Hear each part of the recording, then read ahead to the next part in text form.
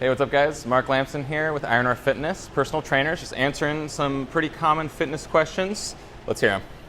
What are the best exercises for muscle strength? Best exercises for muscle strength are going to be compound lifts. So think about lifts with barbells, right? Like bench press, overhead press, squat, deadlift, a lot of lifts like that. Obviously there's some accessory lifts that go along with it. We'll talk about a little bit about that today, but mostly compound lifts with the barbell are going to be your ticket, okay? What are the 5x5 workouts?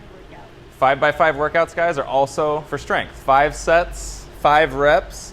You're going lower reps, usually with barbells, so we can go more weight, okay? That's going to help build strength. If you want to go for more size, again, you can need to, we'll ask another question later about that, but that's going to be a little more rep range there, maybe 8 to 12, but the 5x5 specifically is also for that muscle strength, okay? Why is it so hard to lose fat in your stomach? So losing fat in the stomach. Number one, it's with diet that this really starts going down. That's the number one hard one. Number two, a lot of that fat is visceral, guys. So that means it's very, very deep, okay? It's around our intestines. It's not easy just to go do some cardio or do some crunches to work that off. If you have questions about, hey, what can I do exercise-wise? How can I change my cardio? Ask one of the trainers. We're more than happy to help out. But definitely that fat is deep in there, so it's a lot harder to get to.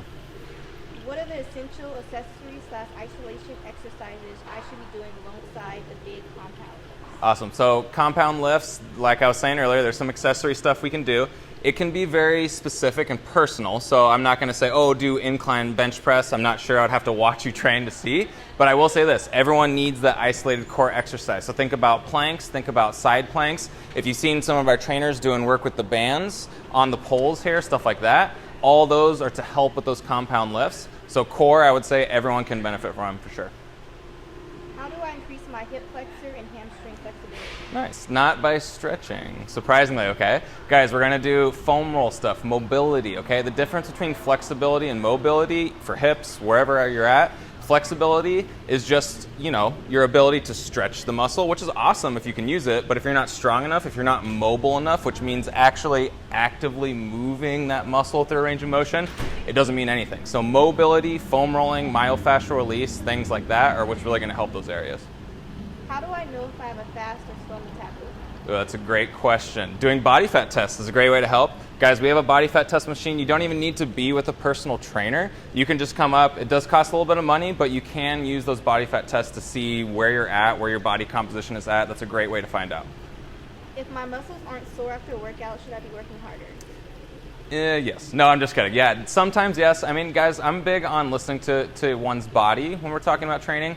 So, maybe there's those days after work, maybe you're dealing with kids, maybe you had a tough day at school, whatever, where yeah, it's gonna be tough to push yourself and you might not be too sore. Maybe focus on other things. Maybe focus on, hey, what's my form looking like? How can I get the biggest range of motion out of this lift? So yes, while I'm gonna say you should always be a little bit sore in the right areas, if you do have workouts where you aren't so sore, that's not the end of the world, but yeah, you should always be pushing yourself a little bit in the gym, for sure.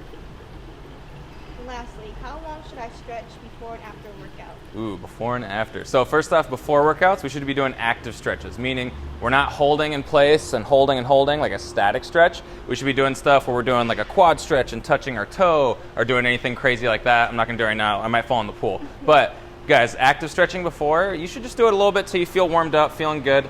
Definitely if you're sitting a lot during the day at work, like 8 hours, you should be doing a lot of warming up. Make sure you're ready to go. As far as afterwards, mobility, foam rolling will be great.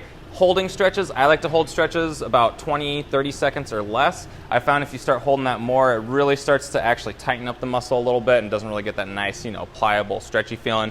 But if you want to go for more of a, like I was talking about earlier with our hips and our glutes, a nice, deep, mobile feeling, the foam roller is going to be the ticket. So I would avoid just static stretching altogether. Active stretching, foam roller, that's the key.